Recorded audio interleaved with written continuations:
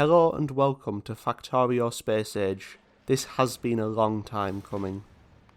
I'll just quickly mention my settings before we start the run, being a rail world because I don't want to get rid of biters, but there's not really anything new with them, and then we can get right into this.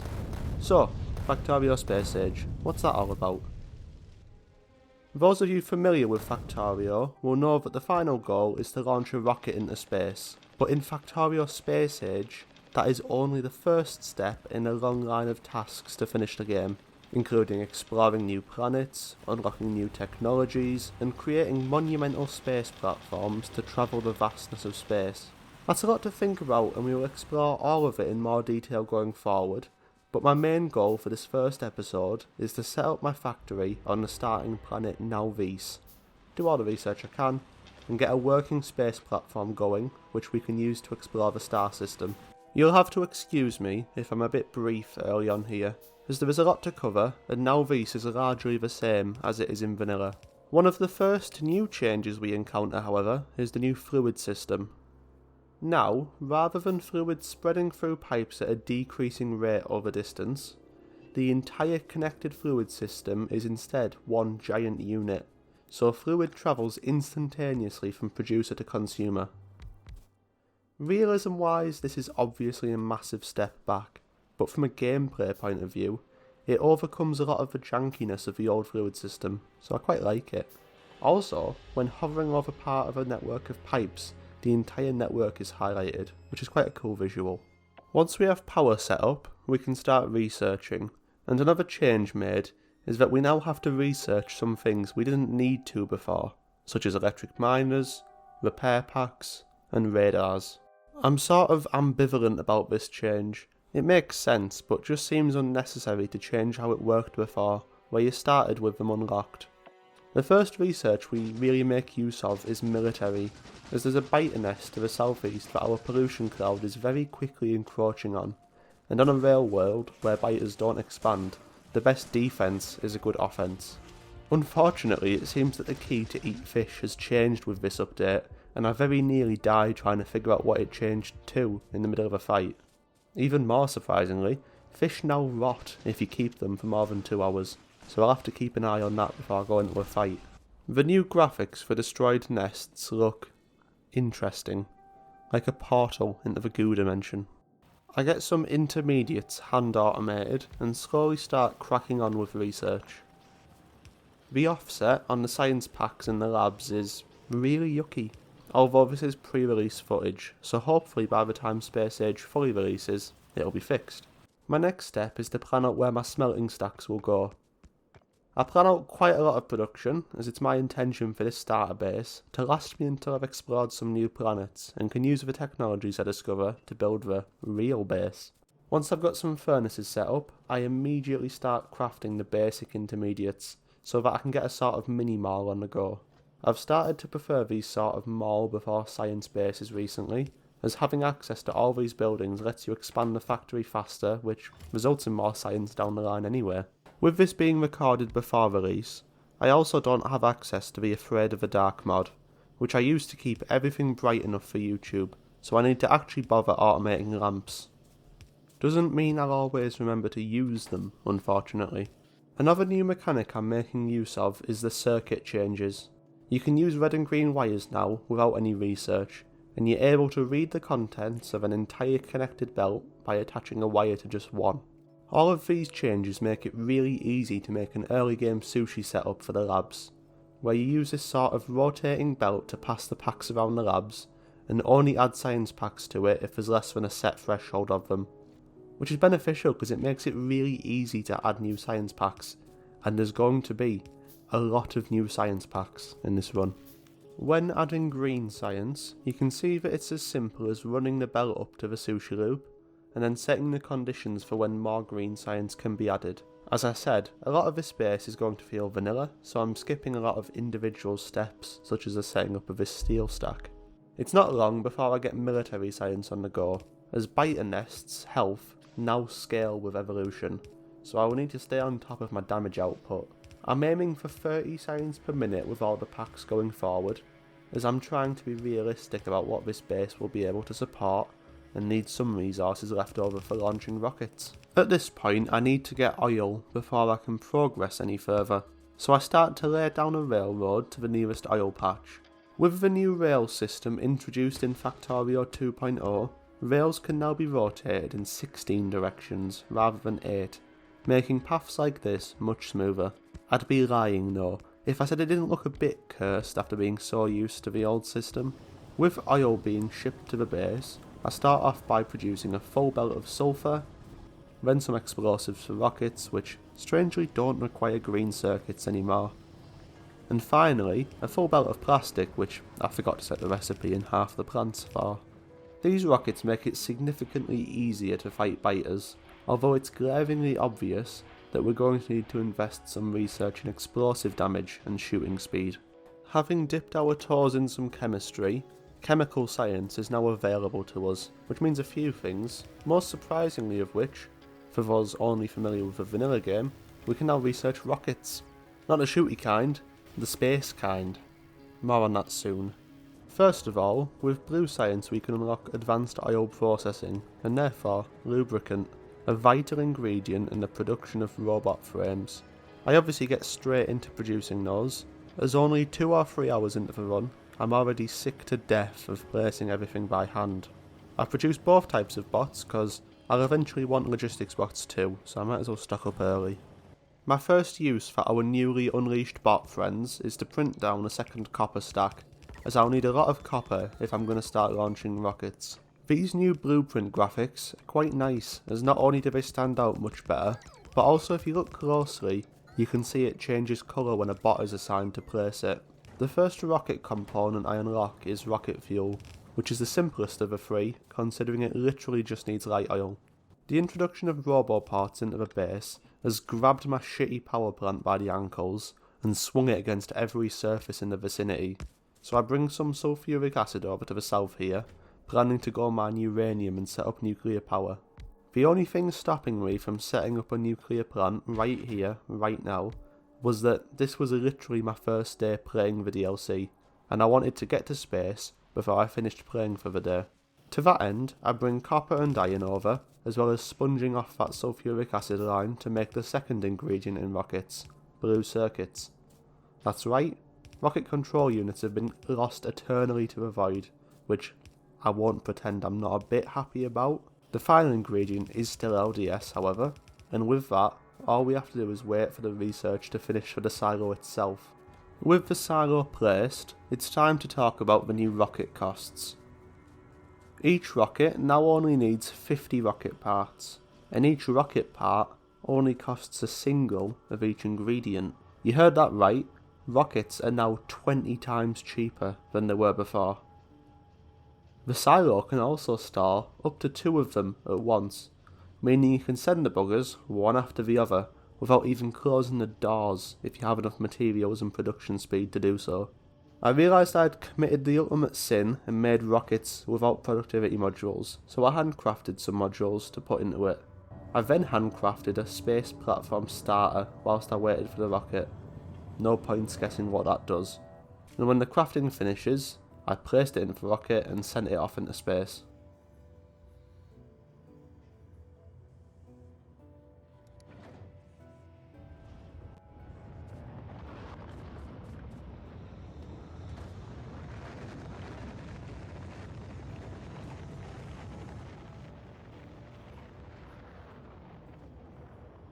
The name it gave me automatically was Satan, and I just decided to keep that.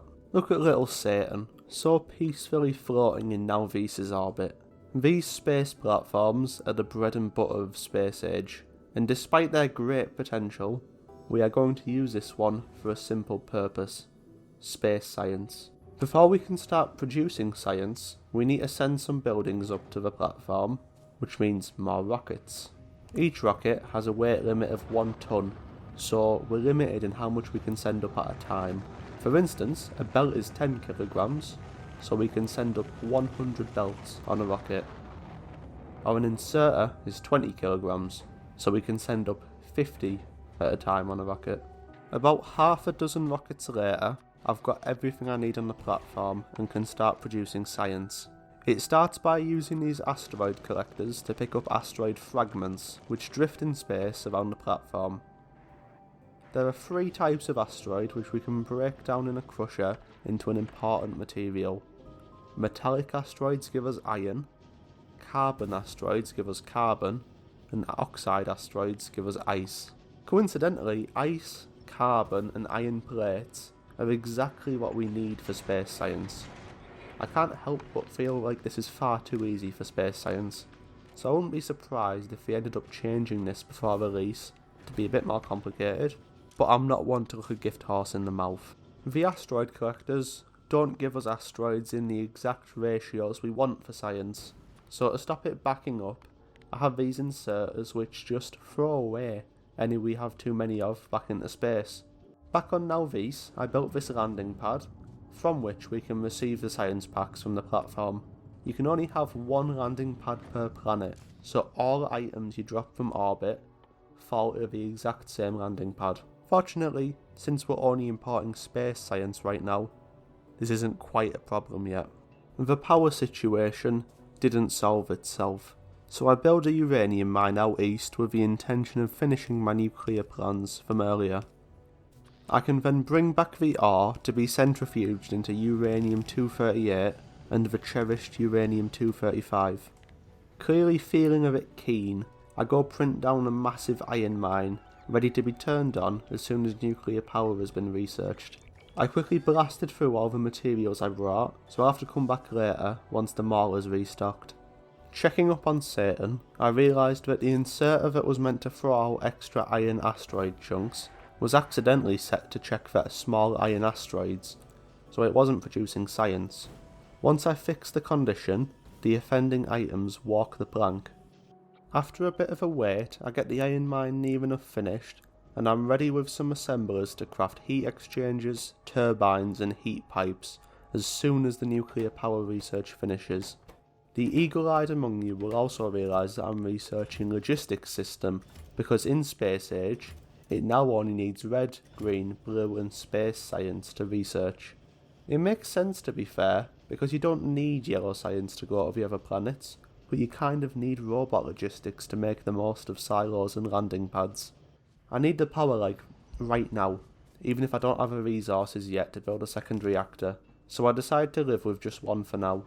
With the new circuit options with reactors, we can make a simple 100% efficient reactor by only inserting fuel if the temperature's below like 700 degrees and there's no fuel already in the reactor. The new combinator UI, which you can see here, is really good, I think.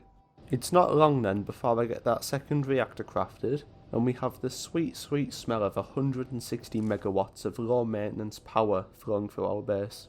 Even better is when logistics system finishes researching and we can start a robot mall. My joy is short-lived when it reveals truly how short my base is on circuits, so I need to go fix that before I go wild. This is quickly remedied with this new circuit setup up to the northwest, the output of which I turn into some efficiency modules for the mines, as well as making available to the logistics network. The efficiency modules are more for the pollution reduction rather than power, as I don't want to spend hours clearing biters. With circuits sorted for now, I can expand them all a bit more. I stick a blue circuit build onto the circuit area, and with the robot frames from earlier, we're already 2/3 of the way to yellow science.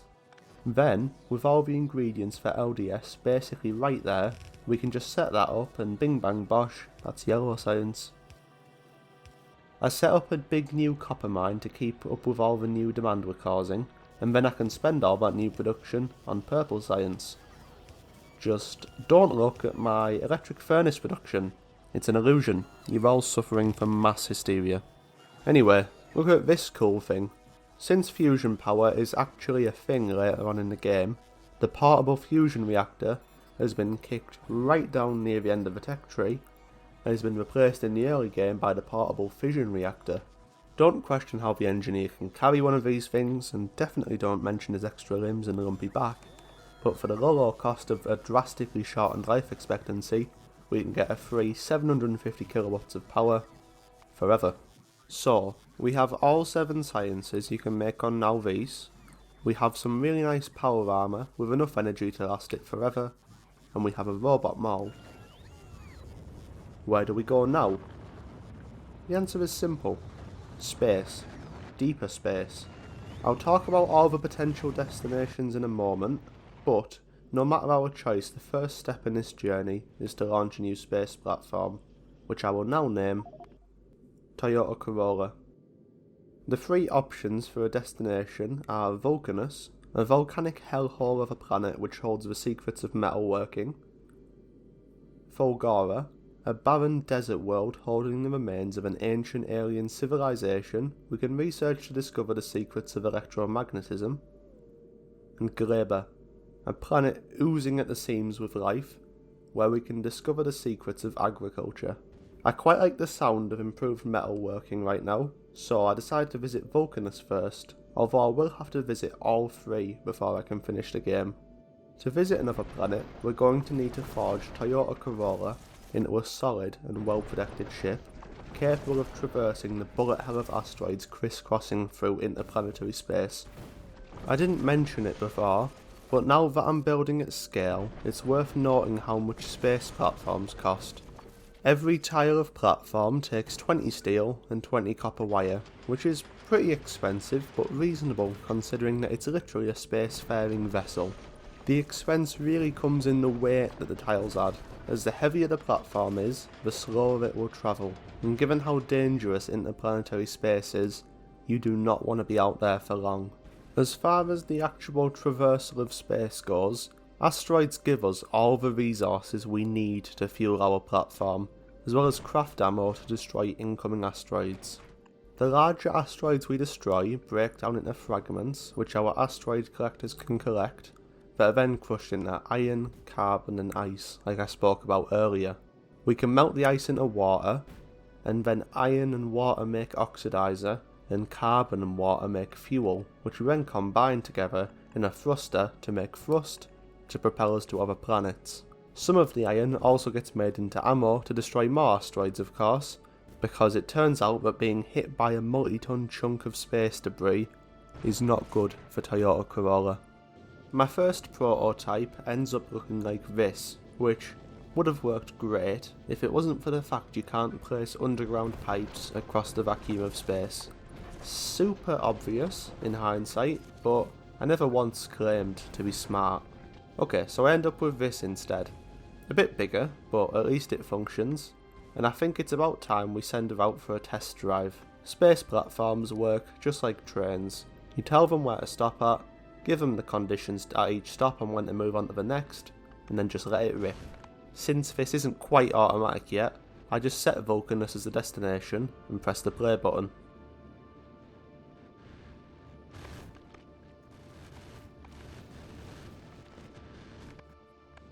Yeah, it became pretty apparent about halfway there that she wasn't nearly keeping up enough ammo production to reach Vulcanus unscathed, so I turn around and try to get back to Nauvis. Soon enough, an asteroid slips through past the starved gun turrets, then even more, and by now I'm starting to question whether I'll ever see beloved Toyota Corolla again.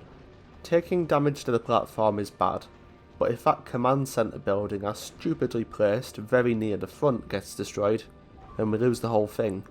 It looks like a whole thruster got taken out while I wasn't looking. This definitely looks very bad, but we're getting closer to Nauvis now. Thankfully, she gracefully pulls into orbit of Nauvis, and not a second too late, as we were starting to run out of spare buildings to repair the platform with. Okay, so what went wrong there? The answer is pretty simple. Our iron production was just woefully insufficient, both due to just pure production numbers, as well as small brownouts from all these machines fighting over the measly few solar panels. Even with the 4 times power boost the solar panels get in space. My solution is simply to put some speed modules in the furnaces and ignore the power problem for some stupid fucking reason.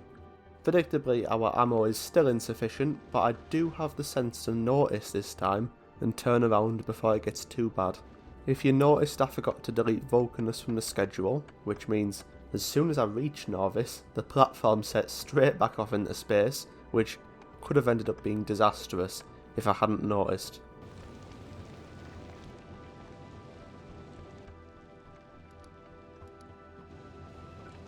Iteration 3 of Toyota Corolla looks like this.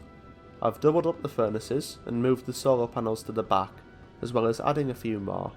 It's not really enough solar panels to prevent all of the brownouts, but hopefully the extra production can tank the waxing and waning of the grid. And you know what? It works really well. I reach about 2/3 of the way to Vulcanus before deciding to turn around, because it's touch and go on whether I'll get there unscathed. I have no doubts it would reach, but if it gets there too damaged to return, then it'll be stuck there until I can establish myself on Vulcanus and send up repair materials, as well as having to build a whole new platform now. The return is far from graceful, as we've travelled far further by now than it would on a normal one-way trip. I had some idea in my head that the faster we go, the harder it would be to survive, so you can see I disconnected the right thruster to slow us down, although it's hard to quantify to what extent it made the trip easier or harder. She does eventually limp back into Nauvis orbit, but this is the most banged up I've ever seen Toyota Corolla. This time it was pretty blatant that the power problem and the ammo crafting were the issue. Despite the extra furnaces, the bottleneck had just wiggled downstream to the ammo assembler, and the power fluctuations were exasperating the issue even more, so I add even more solar panels and upgrade the ammo assembler to tier 3 with 4-speed modules. Out in interplanetary space, the difference from this small change is immediately noticeable, and it seems that as long as we let the iron buffers in the furnaces build up before departing, we should be able to reach our destination no problem. I try to sneak a glimpse at the surface of Vulcanus from orbit, but all we see is pitch black and the gently rising volcanic gases, so it looks like the next step is going to be a manned expedition. Next time. I'd like to thank you for watching. I'd like to thank the Factorio devs for giving me early access to the Space Age DLC, and I'd especially like to thank my supporters on Ko-Fi, the names of whom are up on the screen for you now.